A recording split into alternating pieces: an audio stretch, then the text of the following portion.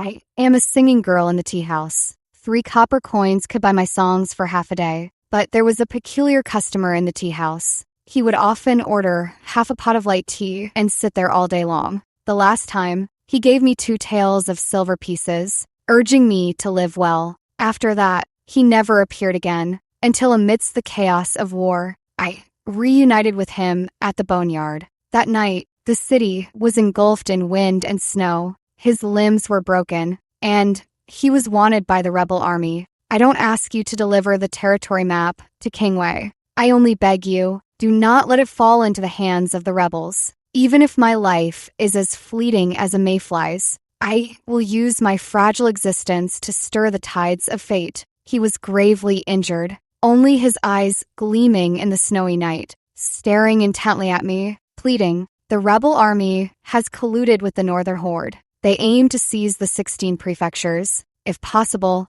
lady, I implore you, take this message to King Wei. I clutch the peep in my arms, the territory map in my hand still warm from his touch. But you're going to die. I don't understand. He's about to die. Yet he used this only opportunity to deliver a message. Is it worth it? Is he not afraid of death? He is. Then he added, but if my death alone can buy back the 16 prefectures of Yen and Yun, it's a worthwhile trade. In the wind and snow, I could only hear his labored breathing. He quickly instructed me. The rebel army might find me soon. After I die, don't collect my body. Leave this place quickly. I couldn't tell if it was my imagination, but I seemed to hear faint barking and footsteps. I stared at him for a moment. Finally, I asked one last question. What's your name? 5 years ago, he saved my life. Now, at the very least, I wanted to build a cenotaph for him. He looked at me deeply. He said, Shin Chinzhou, gritting my teeth. I knelt down and cut a lock of his hair. If someday our country reclaims its lost territory, then he too can return to his roots. After finishing, I left the boneyard without looking back. In my hurried departure, I seemed to hear Shenzhou's voice. He was shouting hoarsely, You treacherous scoundrel, come and kill me. Even if you kill me, the Yen Empire will not fall. Bracing against the wind and snow, I returned home and closed the door. I can no longer hold back my trembling limbs and collapsed to my knees on the floor. My fingertips accidentally brushed against the zither strings, producing a sound. Only then did I finally snap back to reality. By the dim light of the oil lamp, I gazed at the map in my arms, bought with human lives. I guess this map must have been made with some special technique to be sealed within wax. Outside, the clamor of passing soldiers mingled with the howling wind and snow. I couldn't help but take a deep breath. My mind was filled with the events at the boneyard. I had never imagined that someone like me, a songstress as ephemeral as a mayfly, living and dying in a day, could one day use my fragile existence to disrupt the balance of power. I endured until the break of dawn. I didn't act any differently than usual. Just as always, I went to the tea house to sing for money. I sat in the tea house hall, singing my tunes. In my ears, I overheard the tea guests discussing news from the boneyard outside the city last night. They said, General Pei executed a treasonous rebel at the boneyard outside the city. What a relief to everyone. Indeed, and they say it was someone from the Shin family. Who would have thought they'd do such a thing? It said that the rebel had accomplices, and General Pei is about to search the city to capture them. I lower my gaze and strum the peep in my arms, as if I had merely heard a few matters that had nothing to do with me. By noon, the tea house owner paid me my wages. I told her I wouldn't be coming back from now on. Have you had news from your family? I replied with a smile. I heard that my parents and the others have reached Jinling. I plan to go look for them. That's good. With all the chaos and warfare these days, being with family is safer. After all, the tea house owner didn't suspect a thing. She even paid me an extra day's wages. She gave me money for the journey. If I couldn't find my family in Jinling, I was to return to Yu Province and seek her out. I agreed, but unfortunately, no matter what, I had no intention of ever coming back. Even the story about searching for my family in Jinling was a lie. My true purpose was to find King Wei in Jinling, to deliver the map and information into his hands. As I reached the city gate, I saw a crowd gathered there. They said this traitor had been hung there by General Pei himself and would be left exposed for 3 days. How pitiful and detestable, unable to rest even in death. I looked up and saw a familiar face. It was Shun Qinzhou. He was finally dead. My thoughts were in disarray. My interactions with Shun Qinzhou had been few. In fact, I had only learned his name last night. Our first meeting was 5 years ago. My father had sold me, like merchandise, to a brokerage. The brokerage then sold me to a tea house. That was back in Yin province, bound by a death contract. I became the lowest ranking singing girl in the tea house. I had to do almost all the work in the tea house by myself. During the day, I also had to sing for a living, but even so, they still bullied me. It was like a cat playing with a mouse. They even refused to let me eat my fill, until one time, when they tried to force me to submit to them. I bit off the tea house owner's finger and leaped from the second floor without hesitation. Unfortunately, I didn't die. The tea house owner was furious and immediately called a matchmaker to sell me into a brothel. Just as I was in despair, 2 silver pieces fell from the sky and landed in my arms. She sings quite well. Shun Qinzhou leaned on the second floor, resting his chin on his hand, and said, "Why not sell her to me? I'd keep her as a little songbird for amusement." I looked up. He smiled at me. Tears blurred my vision. They didn't know Shun Qinzhou's background, but they had witnessed his power. The owner, of course, didn't dare to offend him, so I was taken away by Qinzhou. He told me, "From now on you can go wherever you wish. With your singing skills so fine, you'll always find a way to survive." At that time, I didn't know Qinzhou's true identity. I only knew he couldn't take me with him. He gave me 20 taels of silver and then departed. After my leg healed, I wandered from place to place and eventually arrived in Yu province, making a living by playing the pipa. But these years have been chaotic, with conflicts and wars everywhere, making life generally unstable. Even someone as slow-witted as I am could sense it. I had thought I would never see Qinzhou again in this lifetime, yet I never expected to see him again last night, nor did I imagine that our reunion would be a final farewell. I tightened my collar. Hidden close to my chest was a brocade pouch. Inside it were a lock of Qinzhou's hair and that map. Holding my pipa and pressing my clothes, I waited quietly to leave the city. The line was steadily shortening. I thought to myself, once I'm out of the city, I'll first find a merchant caravan heading to Jinling. We were on the verge of leaving the city. Suddenly, a hurried shout came from behind. "General Pei has ordered the city gates sealed. The accomplice of that traitor is currently within the city." I watched as the heavy city gate slammed shut with a thunderous crash. The city gate was closed. The guards at the gate began inspecting each person in line to verify their identities. The line moved forward slowly and orderly. I felt a bit nervous. My fingers, hidden beneath my sleeves, were clenched so tightly they turned pale. Fortunately, I recognized the soldier conducting the searches today. As it happened, one of them was an acquaintance of mine.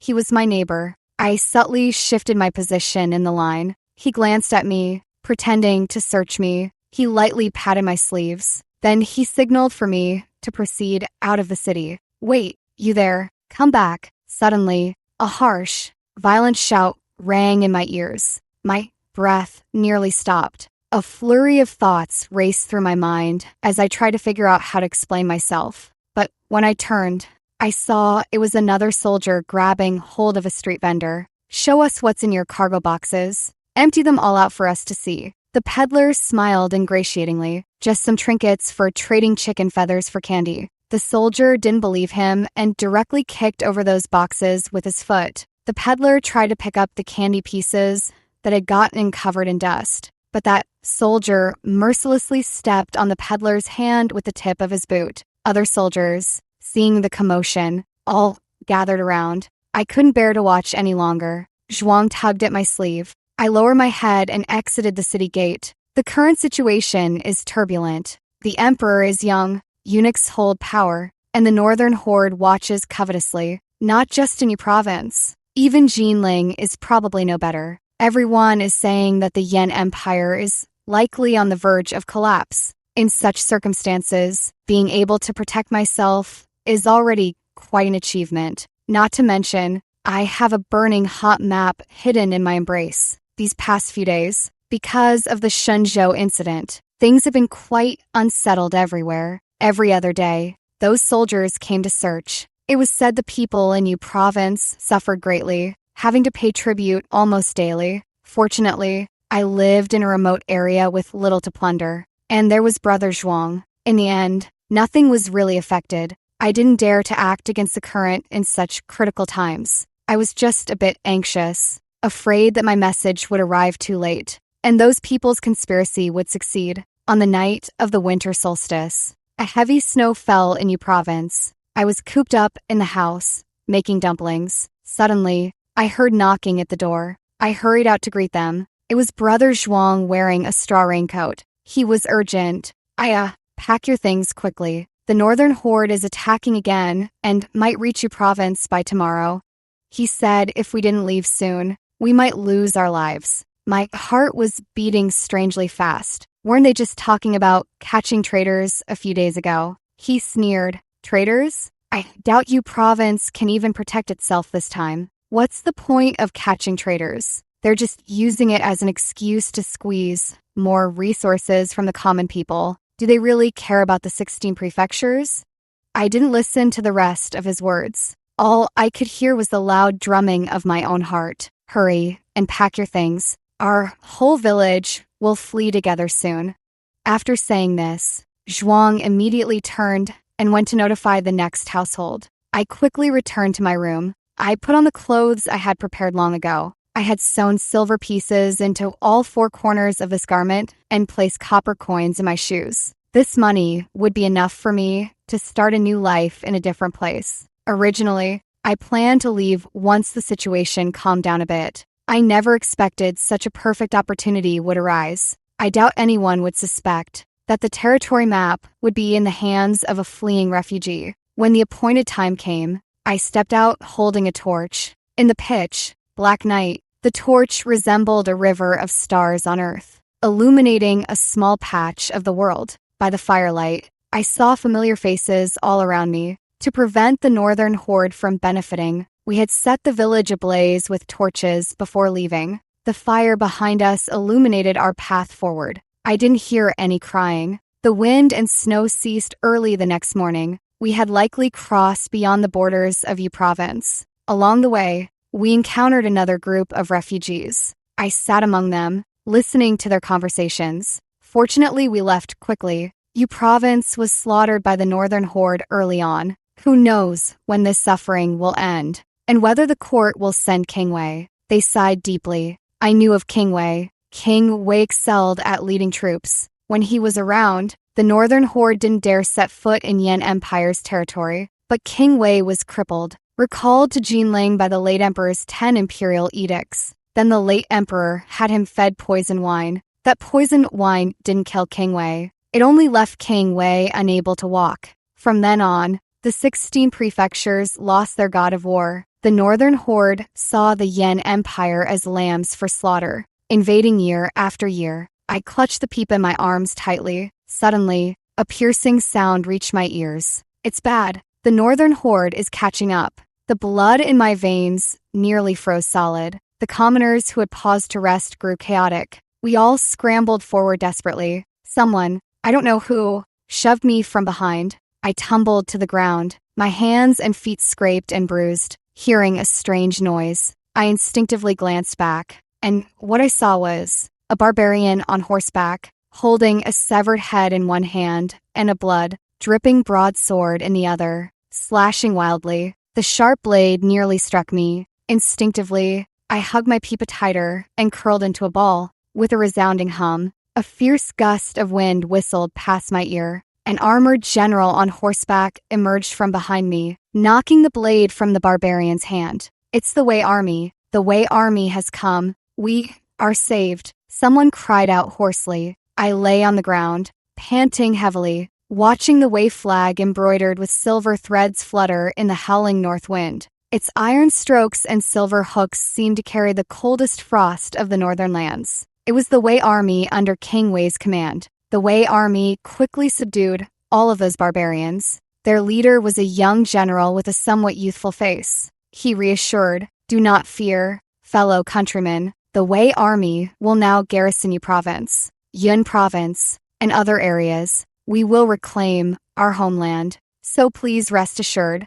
I did not rush to seek out the Wei army. Instead, I hid among the crowd, observing them. The Wei army was very different. To be precise, they were unlike the barbarians and the soldiers I had known. Previously, I had only heard of the Wei army's reputation. Now, I'm experiencing it firsthand. They would dismount and let the elderly, weak, sick, and disabled ride the horses. While they led the horses on foot, they would also help us build fires and cook meals, eating the same food as we did. When they learned we had fled our homes and burned our village, they even promised that once our homeland was reclaimed, the Wei army would help rebuild our homes. Now, we can't return to Yu province or Yin province. So, they took us to the refugee settlement area. Some refugees who arrived earlier than us helped us get registered. There was a very warm-hearted older sister. She took my hand and said, "Don't be afraid, sister.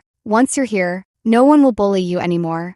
If you have a skill, you can make a living. If you don't mind hard work, you can help those soldiers in the camp with washing and mending clothes. You'll always find a way to get by." Following her pointing finger, I saw stalls set up near the military camp. They were all filled with women and children. The military camp is full of rough men who mostly don't know how to do their own laundry. They would deliver the clothes to those stalls. This provided the women with work, ensuring they wouldn't starve. I nodded, carefully testing the waters. I asked, "They say this is the Wei army. So is King Wei. You mean His Highness?" "Of course he's here too. He comes out from time to time. Look, there's His Highness right over there." I followed her gaze. A young man in a wheelchair was cheerfully picking up a little girl who had fallen. "That's King Wei." I felt somewhat uncertain. The woman exclaimed enthusiastically, "Indeed, King Wei treats us very well. You'll understand soon enough." All my original plans had fallen through. I had thought that King Wei, being both a military commander and a royal prince, would be nearly impossible to meet. I never imagined it would be this easy.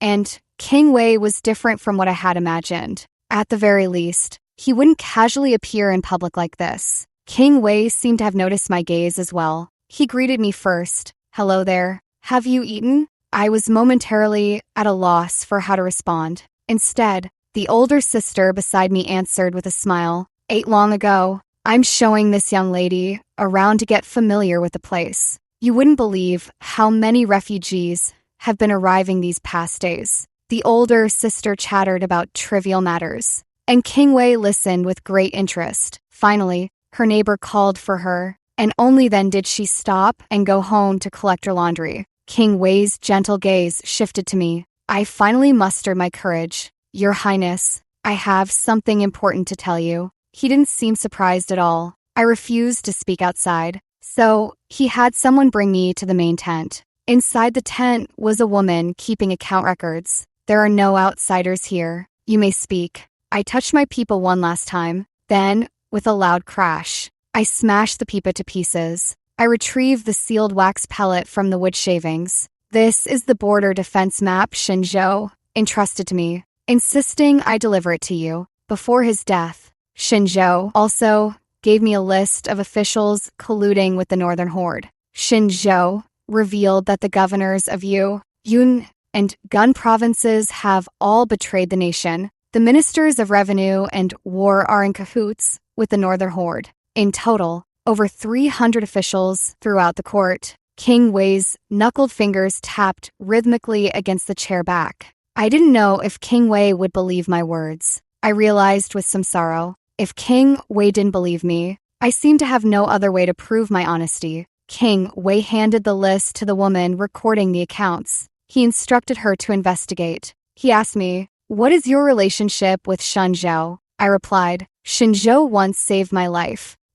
Just because he saved your life, you'd risk everything to deliver his message?" "Yes. If it weren't for Shinzhou that year, I would have likely died long ago. I don't understand grand ideals of nation and homeland, nor do I grasp the concept of a scholar dying for one who appreciates them. I only know that he saved my life, and I ought to repay him with mine." King Wei and the other generals studied the territorial defense map together. They unanimously agreed it was genuine. King Wei smiled and said, "This is all thanks to Lady Aya and Shinzhou, who jointly transmitted this defense map to us. They deserve to be credited with great merit." Only then did the generals notice me standing in the corner. Being military men, they didn't know how to offer praise properly. They just repeated over and over, "Truly remarkable. A woman not outdone by men. Lady Aya is as capable as Lady Xiao." I pursed my lips somewhat sheepishly. It's just a pity that Shenzhou died for the defense map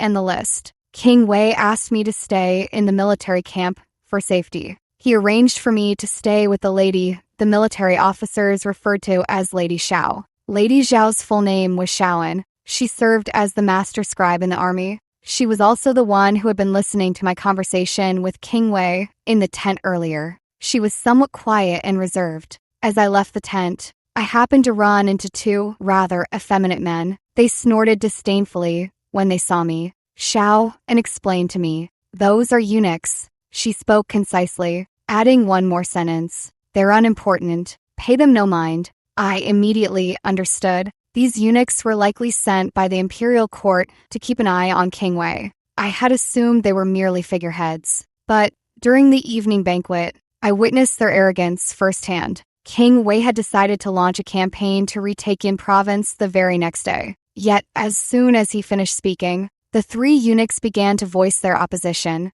"Your Highness, King Wei, you must think twice. The emperor has emphasized that the people's welfare comes first. Do not be driven by ambition for glory, lest you face consequences you cannot bear if the emperor holds you accountable. Indeed, Your Highness, King Wei, you are already disabled. It would be unfortunate if you were to suffer further injuries." The campfire crackled, and the chatter that had filled the air gradually fell silent. King Wei picked up his wine cup with a faint, ambiguous smile, reclining in his seat of honor. All eyes in the room were fixed on the three eunuchs. A soft chuckle from King Wei broke the stillness. His dark eyes seemed to grow even more somber. I realized what I had forgotten today. It was to honor the battle flag of my Wei army. The eunuchs began to sense that something was amiss. Before they could utter a word, their mouths were covered. "Guards, since these eunuchs wish to contribute to this battle,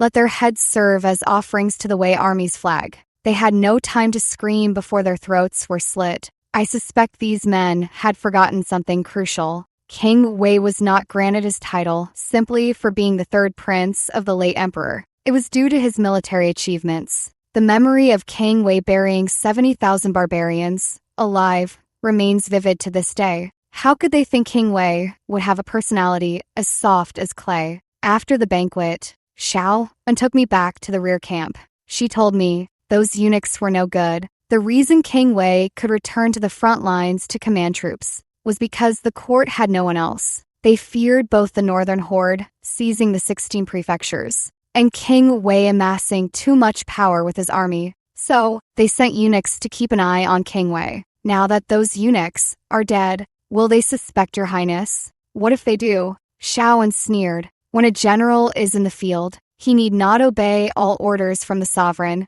They may want to be subjugated and flee south. But we refuse. Her pitch black eyes were filled with disdain. The nights in the northern lands are long. The next day, we broke camp while the sky was still early. King Wei gave me two choices. First, he would provide me with ample wealth and send me to Jinling, ensuring a life of luxury from then on. Second, I could follow him on the campaign to subdue the northern horde and reclaim our lost lands. I chose the second.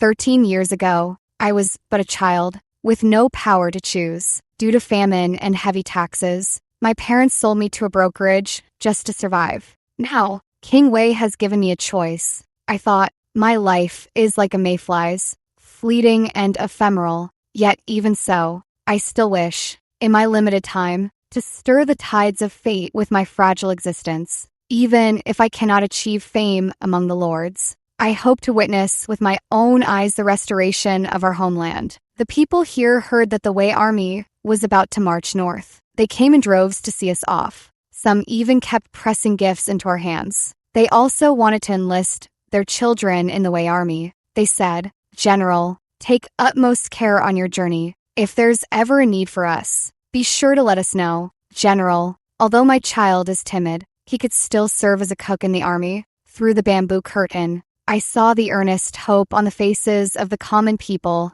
outside the carriage. Perhaps it had been snowing for the past few days, but during these days of marching, the weather cleared up instead. We soon arrived at Xiaopei, where the remaining soldiers of the Yan Empire were stationed on the border of Yun Province. When we arrived, the governor of Yun Province refused to open the gates because they had already pledged allegiance to the Northern Horde. The governor stood on the city wall, spouting arrogant nonsense. "Your Highness, King Wei, the 16 prefectures are now under the control of the Northern Horde. Given time, they will march south. You should turn back and cross the river to the south. Perhaps you can still save your life. Indeed, Your Highness, the Northern Horde of today is not what it used to be. They won't spare you just because of your handsome appearance." They laughed mockingly. Beside them were some generals of the Northern Horde, using crude Northern Horde language to insult King Wei. Having stayed in Yun Province, and other places for a long time, naturally, I could understand some of the Northern Horde's language. Those were filthy words laced with genital references. King Wei evidently understood them too, as he rubbed his ring. Not a trace of anger showed on his face. He chuckled lightly and asked me, have you ever seen what's called a clown making a spectacle of himself?" His eyes shifted a couple of times before I could respond. He continued, Today, I'll teach you how to make a dog shut up quickly." King Wei casually drew the bow and arrows he carried on his horse. He drew the bowstring and took aim, with a sharp, explosive sound cutting through the air. The commander's flag atop Xiaopei in Yun Province snapped. "Remember this. To shoot the rider, first shoot the horse. To capture rebels, first capture their leader. On the battlefield, the commander's flag is the direction of advance. Without it, the enemy collapses into chaos." I clearly saw the smiles freeze on the faces of those on Xiaopei's city wall. They screamed in terror, shouting for help. The battle to reclaim Xiaopei was successfully concluded in just under 2 hours. King Wei was extremely familiar with the terrain of Xiaopei in Yun Province. The Wei army was also exceptionally fierce. The first to scale the city gate would be rewarded with 1,000 taels of gold and a promotion of 2 ranks. King Wei did not personally join the fray. He sat calmly in his chariot, issuing clear commands. I listened to the intense drum beats mingling with the fervent sounds of the siege. My heart raced uncontrollably. "Is it very different?" Xiao En's voice whispered softly by my ear. The first time I was on the battlefield, I was swept up among the soldiers with only one thought in mind: to scale the gate and achieve victory. I hummed in agreement. I had thought I would be afraid of such a scene. Yet, inexplicably, I wasn't frightened, only excited, exhilarated. It wasn't until the city gate was breached and all the Northern Horde in Xiaopei were captured that my thoughts finally settled.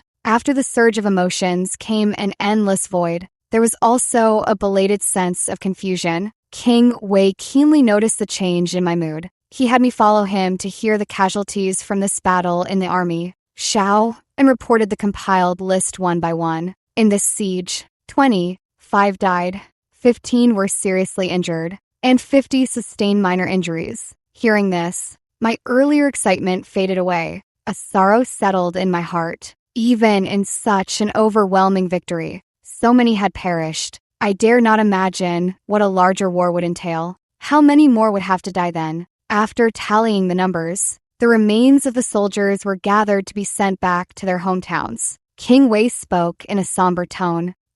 You shall assist Xiao and in organizing the records."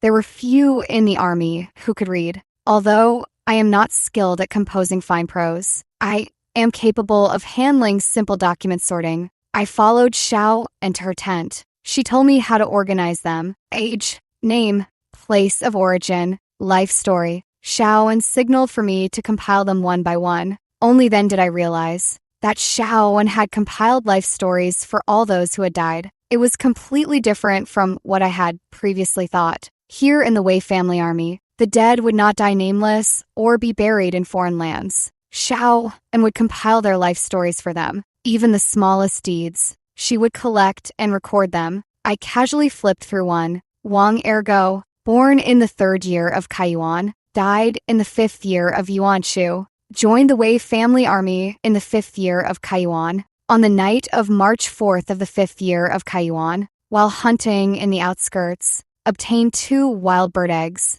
shared them with fellow soldiers in the same tent. Brief words, yet they captured the essence of a living person. This was not an exception, but a common practice. Suddenly, I understood why the Wei family army was invincible in battle. Because they were not afraid to die. Because they knew that even if they died, someone would remember them and take care of their families and affairs. Aya, as a commander, you must have an iron will in battle, but also a heart of compassion. King Wei enlightened me. He said, if you ever lead troops in the future, you must remember that your soldiers are not just your weapons. They are living, breathing people. King Wei carefully explained the dynamics within the military camp to me. Although most in the camp were illiterate, their minds were sharp and perceptive. Who treated them well, and who did not. They understood it all clearly. Xiaopei in Yin province was almost devoid of common folk.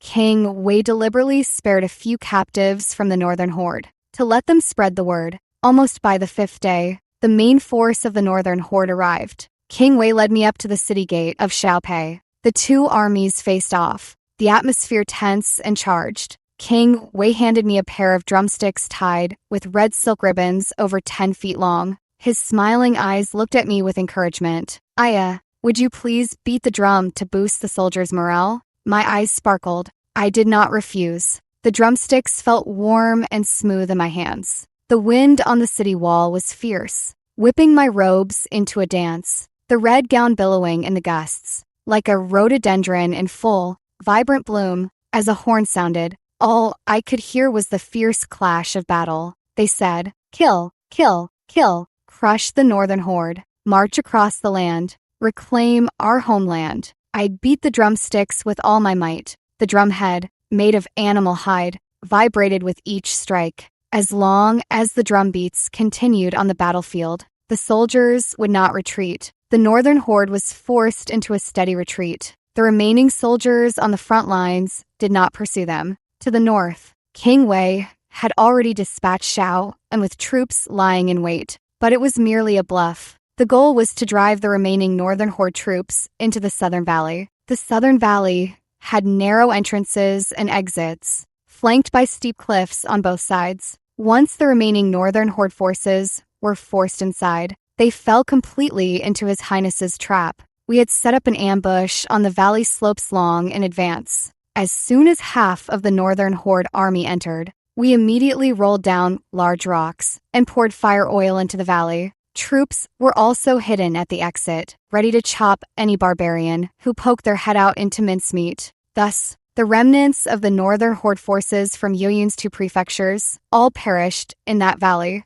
When I heard the news of victory from the southern valley, I was sitting in the command tent with King Wei, listening to the imperial edict, recalling us from Jinling. This is all the emperor's will. The 16 prefectures aren't that important anyway. Ceding them to those illiterate barbarians is no great loss. And giving them 300 million taels of silver will showcase our great dynasty's magnanimity. What truly matters is allowing the people to rest and recover. Don't you agree, Your Highness? The eunuch delivering the edict kept his eyes lowered deferentially, but the words he spoke, I could hardly wait to tear him apart. What do they mean by giving away the 16 prefectures to the northern horde? I trembled with rage from head to toe. What kind of outrageous decree is this? We clearly won the battle, yet we're still forced to cede territory and pay reparations, all under the guise of showcasing the magnanimity of the Celestial Empire. The eunuch noticed King Wei remain silent. He then began to press his advantage. The emperor has also heard about the recent incident in Xiaopei, Yun province. The northern horde is willing to overlook it, provided we supply them with more provisions. The emperor won't hold it against you for executing those eunuchs either, as long as you return to Jinling immediately. He tried to speak further, but his throat was slit open. His remaining words were drowned out. King Wei's expression was cold as his blood, stained sword-dampened a patch of soil.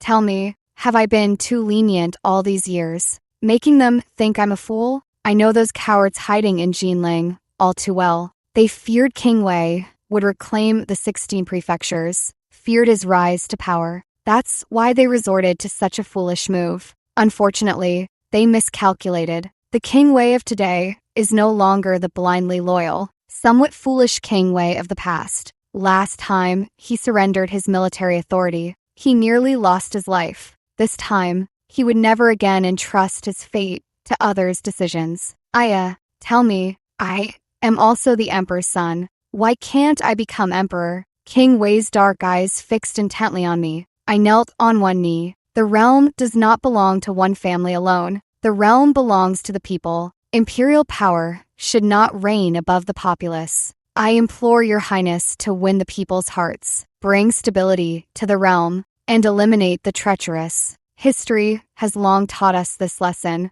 If the emperor is incompetent, we should seize the land ourselves. King Wei hung the eunuch's head on the city wall. Then he publicly revealed the imperial edict that was sure to shock everyone. The nights in the northern lands were long, with both heaven and earth plunged into darkness. Only the bonfires on the training ground stained a small patch of the sky crimson. King Wei stood on the platform in the training ground, raising a bowl of wine with one hand. How many commoners of the 16 prefectures of Yan and Yun have been slaughtered by the northern horde? Their wolfish ambitions know no bounds. Today, they seize one city, tomorrow 5. When will it ever end? I refuse to negotiate peace with the northern horde. Now, will you all join me in crushing their royal court and reclaiming our lost lands? The soldiers in the training ground raised their wine bowls and shouted in unison, "Crush the royal court, reclaim our lost lands."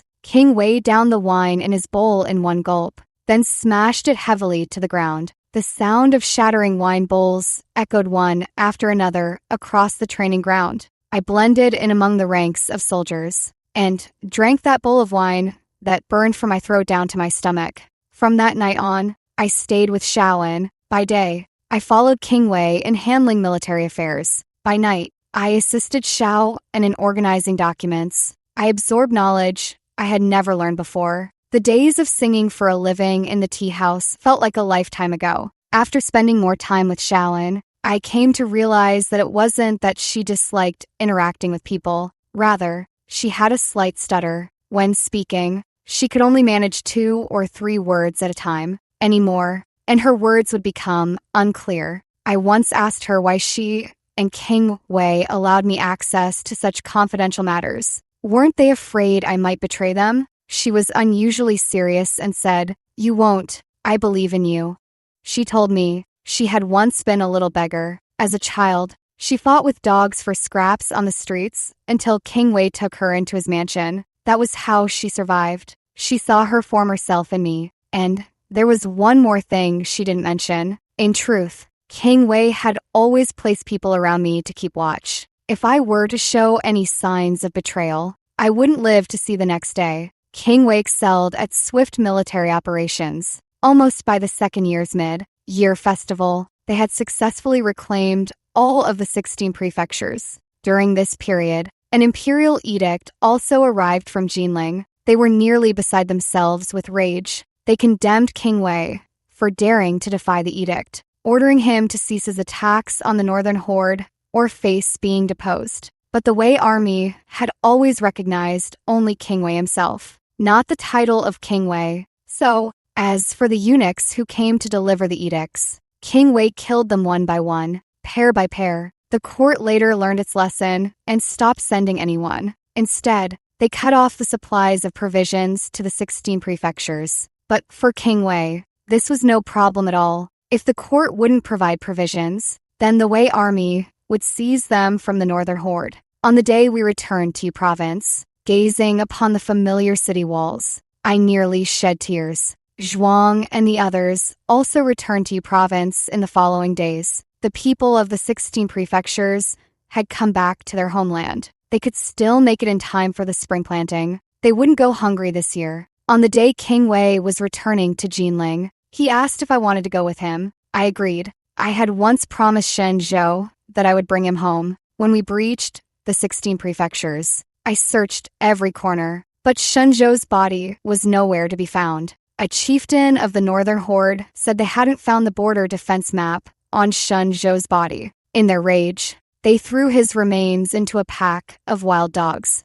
So, what if he was a great hero? He could never return home, forever stranded in the north, even dying alongside those you call barbarians. Upon hearing this news, everyone fell silent. After a long silence, I drew a brocade pouch from my chest. Inside was a lock of Shenzhou's hair that I had cut long ago. He would not remain with the Northern Horde. He would come home. Shenzhou was from Jinling, the pride of the Shen family, no traitor, but a hero of this war. King Wei led 100,000 troops to crush the Northern Horde's royal court. From then on, the Northern Horde vanished from the grasslands. Afterward, King Wei's 100,000 soldiers donned mourning attire and marched straight to Jinling. The following year, the young emperor abdicated the throne. King Wei became the new emperor. Once again, King Wei asked me if I wished to stay in Jinling or return to the 16 prefectures. I replied, I have witnessed the sunset over the long river. The 16 prefectures